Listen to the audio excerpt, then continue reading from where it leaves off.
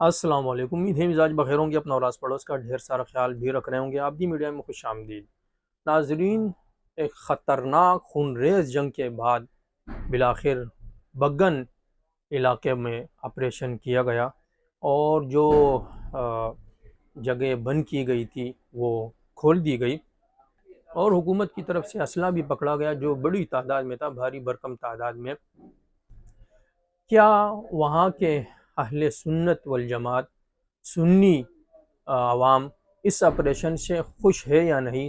تو ہم نے رابطہ کیے وہاں ضلع کرم ایجنسی کے مفتی نور بادشاہ حیدر صاحب، جو ہیڈ ہے معہد الفاروق الاسلامی صدق ہیں، اور متحدہ علماء کونسل ضلع کرم کے رکن رکین ہیں۔ تو ہم نے ان سے پوچھا کہ آپ اس آپریشن سے مطمئن ہے؟ تو ان کا کہنا تھا کہ یہ آپریشن جن کے خلاف کیا گیا وہ ہم میں سے نہیں ہے، وہ اہل سنت میں سے نہیں ہے، ہم بھی ان کے خلاف ہے۔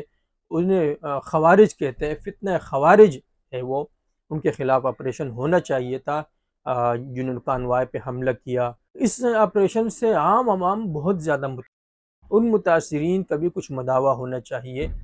یہاں یہی ہوتا ہے کہ علاقے متاثر ہو جاتے ہیں، لوگ بے گھر ہو جاتے ہیں، ان کا پھر کچھ نہیں کیا جاتا، ان کی کوئی داد رسی نہیں کی جاتی، تو وہ عوام جو بلا وجہ متاثر ہوئے ہیں ان کی داد رسی کی جائے۔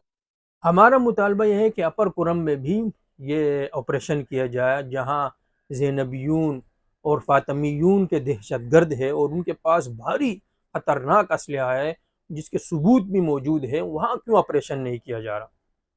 تو مفتی نور عائشہ صاحب نے بڑے دکھ کا اظہار کرتے ہوئے کہا، یہاں کے آپریشن پہ ہم خوش ہیں کہ یہاں آپریشن ہوا ہے، خوارج کے خلاف ہم بھی، یہاں کے عوام بھی اس کے خلاف ہے، لیکن یہی ہمارے مطالبات ہے کہ ایک تو یہ کہ جو لوگ متاثر ہوئے ہیں ان کے نقصانات کا ازالہ کیا جائے، اسی طرح جو دوسری طرف دہشت گرد ہے ان کے خلاف بھی آپریشن کیا جائے، ان سے بھی اسلحہ لیا جائے۔ یہاں سب لوگوں سے اسلحہ لیا گیا تو وہاں بھی اس طرح کیا جائے، اور وہاں جو علاقے اہل سنت کے تھے اپر کرم میں بھی 2007 سے اب تک، نور عائشہ صاحب کا کہنا تھا کہ 2007 سے اب تک ان جو لوگ وہاں پر کرم میں اہل سنت کے بے گھر ہوئے ہیں ان کو اب تک ان سے جو زمینیں چھینی گئی ہے وہ اب تک ان کو نہیں دی گئی۔